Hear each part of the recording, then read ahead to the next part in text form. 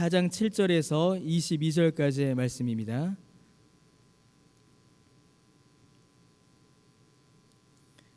룻기 4장 7절에서 22절까지의 말씀 한 절씩 나누어서 읽도록 하겠습니다.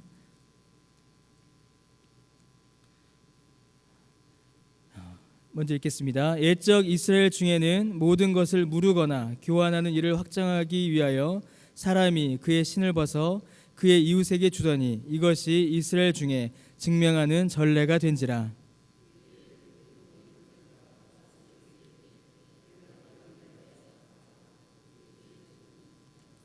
보아스가 장로들과 모든 백성에게 이르되 내가 엘리멜렉과 기럨과 말론에게 있던 모든 것을 나오미의 손에서 산 일에 너희가 오늘 증인이 되었고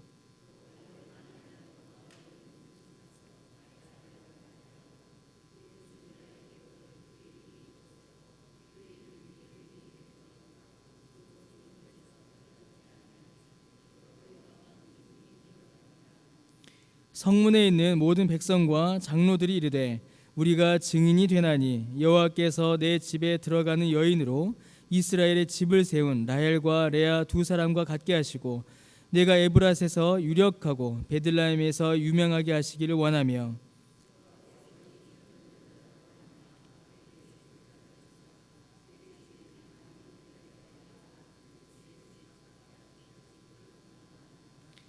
이에 보아스가 룻을 맞이하여 아내로 삼고 그에게 들어갔더니 여호와께서 그에게 임신하게 하심으로 그가 아들을 낳은지라.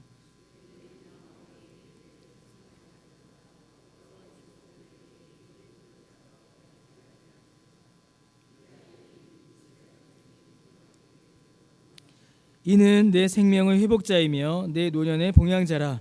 곧 너를 사랑하며 7 아들보다 귀한 내 며느리가 낳은 자로다 하니라.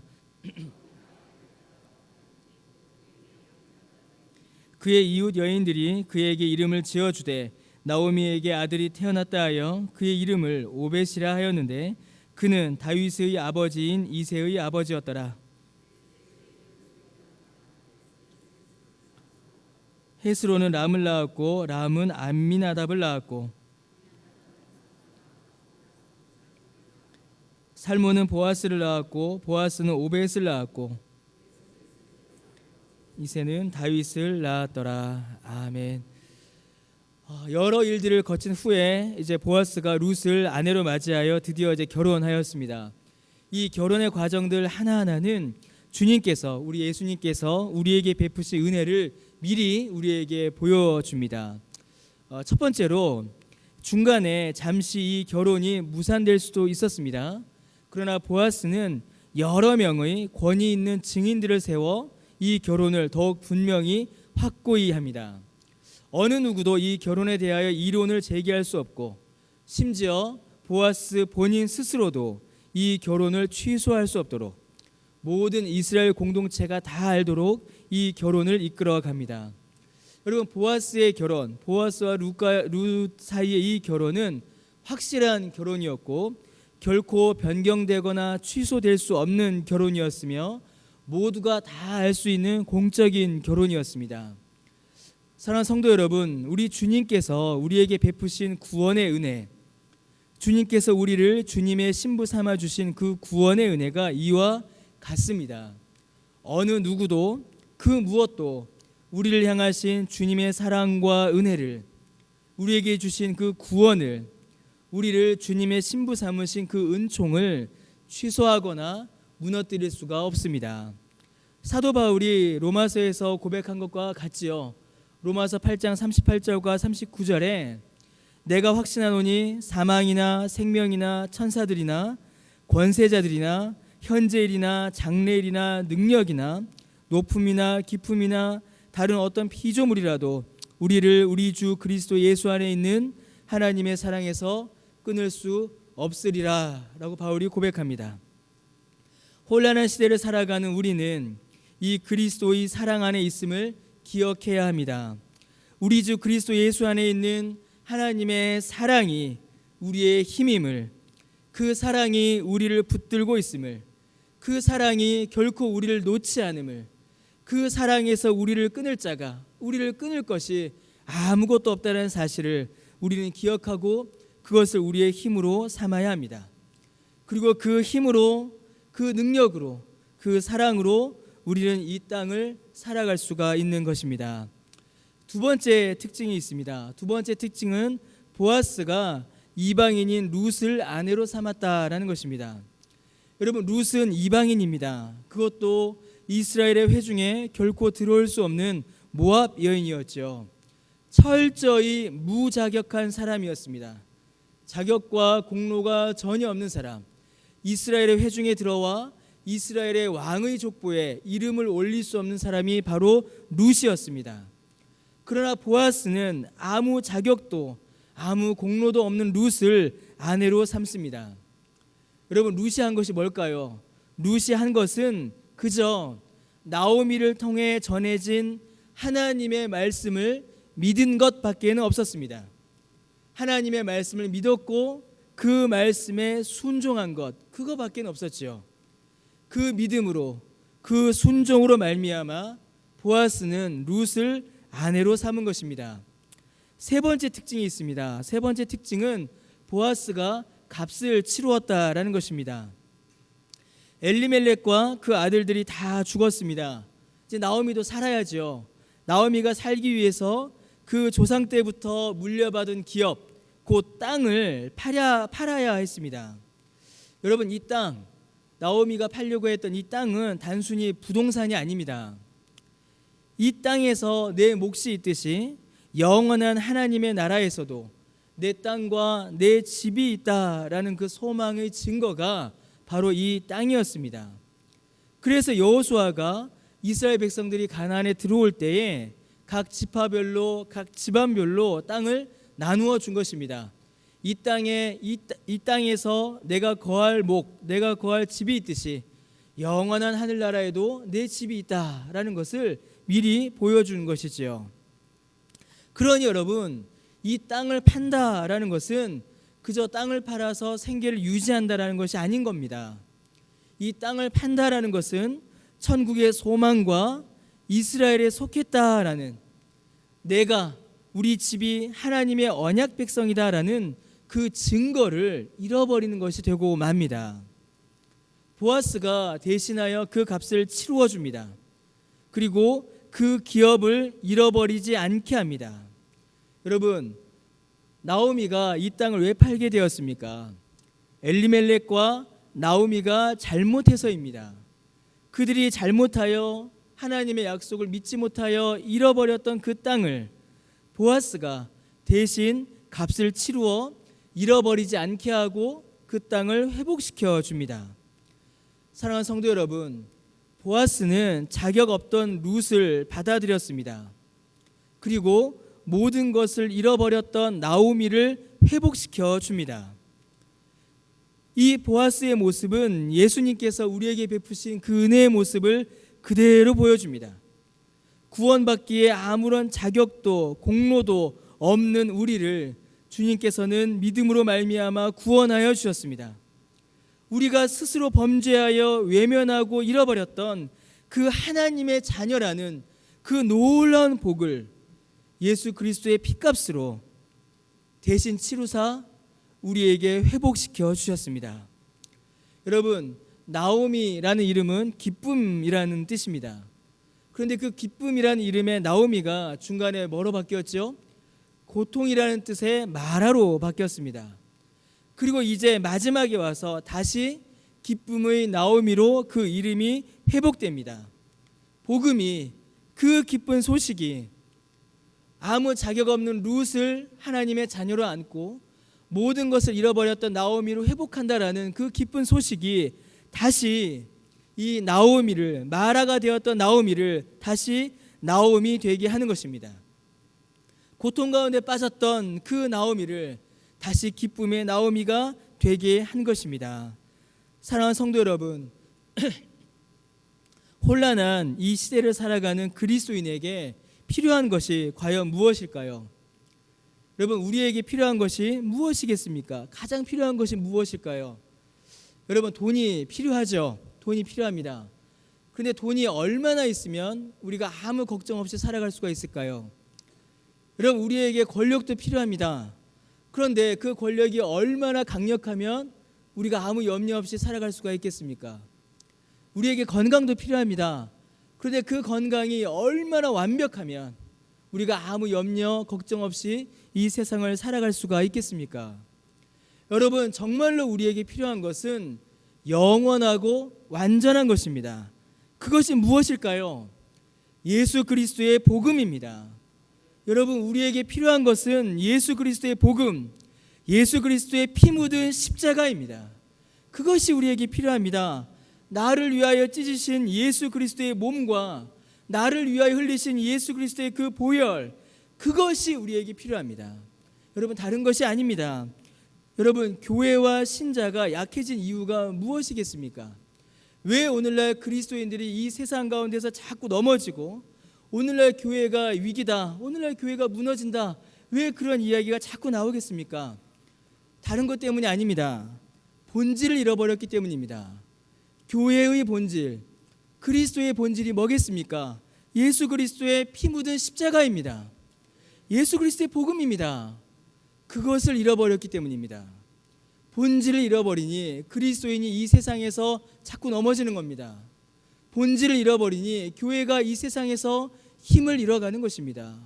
사랑하는 성도 여러분, 우리 모두는 다시 복음 앞에 서야 합니다. 우리 모두는 다시 예수 그리스도의 십자가 앞에 서야 합니다. 여러분, 우리는 예수 그리스도의 복음을 잃어버릴 때가 너무나도 많이 있습니다. 우리는 알게 모르게 예수 그리스도의 복음을 잃어버립니다. 오랜 신앙생활의 관성이 복음의 감격과 기쁨을 잃어버리게 할 때가 많습니다. 수십 년을 교회를 다니다 보니 주일이 더 이상 기대되지 않고 주일이 더 이상 감격스럽지 않게 됩니다. 습관적으로 버릇처럼 늘 가던 걸음을 가게 되죠. 그때 우리는 복음의 감격과 기쁨을 잃어버리게 됩니다. 때로는 너무나 분주한 활동들과 프로그램들이 또는 너무나도 많은 지식이 복음을 잃어버리게 합니다. 많은 신앙 활동을 하고 많은 것을 배우지만 정작 복음을 잃어버릴 때가 우리에게는 너무나도 많이 있습니다. 우리가 신앙의 연수가 쌓일수록 복음의 기쁨과 감격이 우리 안에서 새로워져야 하는데 신앙의 연수가 쌓일수록 복음이 무뎌진다라는 것입니다. 여러분, 복음을 잃어버린 수고와 봉사는 감사와 기쁨을 잃어버리고 그저 자기 의만 남게 됩니다. 여러분, 복음을 잃어버린 지식은 자기 자랑은 되지만 하나님을 아는 참된 지식의 감격은 사라집니다. 여러분, 복음을 잃어버린 직분은 나를 자랑하는 자랑의 요소는 될 수 있을지언정 하나님의 교회를 세우는 거룩한 사역은 될 수 없습니다. 여러분, 복음을 잃어버린 찬송은 멋진 노래가 될 수는 있지만 그 영혼의 참된 기쁨과 감격과 눈물은 잃어버립니다. 복음을 잃어버린 선한 일들은 그리스도를 드러내는 그리스도의 형상이 아니라 자신을 자랑하고 남을 비난하는 칼이 되고 맙니다. 사랑하는 성도 여러분, 우리가 복음을 잃어버리면, 예수 그리스도의 그 십자가를 잃어버리면 그리스도의 능력이 아닌 내 힘과 세상의 힘으로 살아가게 됩니다. 복음을 잃어버리면 천국을 소망하는 것이 아니라 이 땅의 썩어질 것을 의지하게 됩니다. 복음을 잃어버리면 죽음을 이기는 영생을 붙드는 것이 아니라 육체의 만족을 즐거워하다 죽음 앞에 고통하며 두려워 절망하게 되는 것입니다. 여러분, 최근에 많은 장례를 이렇게 치러 왔습니다. 그 장례 가운데 저는 복음의 능력을 다시 한번 확인하였습니다. 복음을 붙잡고 있는 사람의 죽음이 무엇인가, 복음을 붙잡고 있는 사람들이 죽음을 어떻게 대하는가를 다시 한번 확인하게 되었습니다. 죽음이라는 그 절대 절망의 그 고통 앞에, 절대 절명의 그 절망과 낙심과 슬픔 앞에 복음을 붙든 자는 복음으로 그 죽음을 이겨냄을 저는 보았고 우리 모두는 함께 볼 수 있었습니다. 여러분, 죽음을 이기는 것만큼 강력한 힘이 무엇이 있겠습니까? 그 힘은 예수 그리스도의 복음입니다. 사랑하는 성도 여러분, 그래서 우리에게 필요한 것은 예수 그리스도의 복음입니다. 또다시 우리에게 필요한 것은 예수 그리스도의 복음이고 지금도 앞으로도 우리에게 필요한 것, 우리가 붙잡아야 하는 것, 우리의 능력은 예수 그리스도의 그 피 묻은 십자가밖에 없습니다. 그 복음이 우리의 힘이요 이 혼란한 세상을 살아가는 경건한 그리스도인의 능력이 되는 것입니다. 그 복음의 능력으로 사시는 저와 여러분 되시기를 바랍니다. 마지막으로 한 가지의 권면으로 이제 오늘 말씀을 마무리하고자 합니다. 사랑하는 성도 여러분, 룻기는 결국 한 집안의 가정사였습니다. 한 집안의 가정사를 우리는 쭉 살펴봤습니다. 사랑하는 성도 여러분, 혼란한 시대를 살아가는 그리스도인의 마지막 보루가 과연 무엇일까요?